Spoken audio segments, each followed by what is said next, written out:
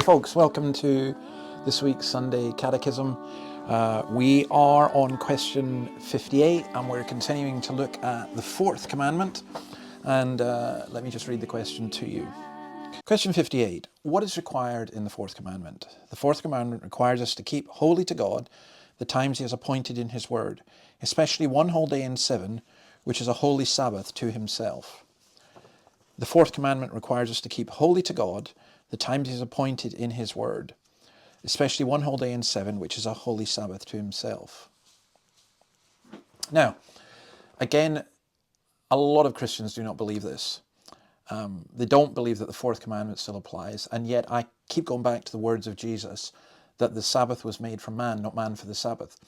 And if in the Old Testament they needed a Sabbath, why do we not need one now? I'm using Thomas Watson's on the Ten Commandments, and he's some good things to say, and I want to mention just a couple of them. The thing I would have you now observe is that the commandment of keeping the Sabbath was not abrogated with a ceremonial law, but is purely moral, and the observation of it is to be continued to the end of the world. Where can it be shown that God has given us a discharge from keeping one day in 7? Now, it's so important to keep that one day in 7. I mean, it's important in terms of, it's such a lengthy command, but in terms of work and rest. Servants and slaves and so on had to have that one day off. Animals even get that one day off. No, livestock shall do the work. And I think that principle of a pattern of a 7-day week, 6 and 1, 6 and 1, 6 and 1. The Soviets tried to do a kind of 10-day and it didn't work. And I think contemporary society tries to do 7 days without any kind of Sabbath, and all of a sudden we're finding people going, oh yeah, this is a really good thing. Another quote from Watson: the Sabbath day is for our interest. It promotes holiness in us. The business of weekdays makes us forgetful of God and our souls. Well, isn't that the truth? The Sabbath brings him back to our remembrance. When the dust of the world has clogged the wheels of our affections, then they can scarce move towards God. The Sabbath comes and oils the wheels of our affections, and they move swiftly on. God has appointed the Sabbath for this end.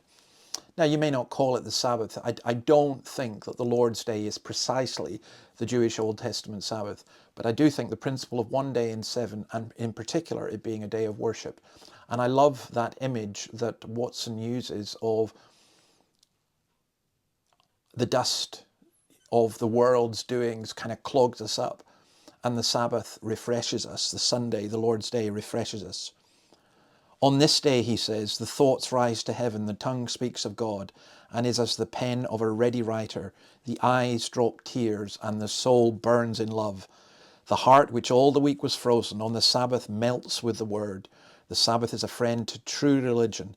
It files off the rust of our graces. It is a spiritual jubilee, wherein the soul is set to converse with its Maker.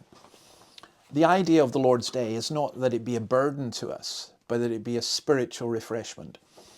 And I hope that's what happens to you.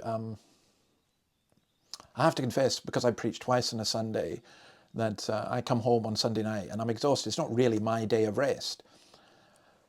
But I do find it refreshing, and I did miss that time. I felt there was something so wrong when Sunday was almost like any other day of the week, except maybe you had a meeting, a religious meeting, and you could have that at other times.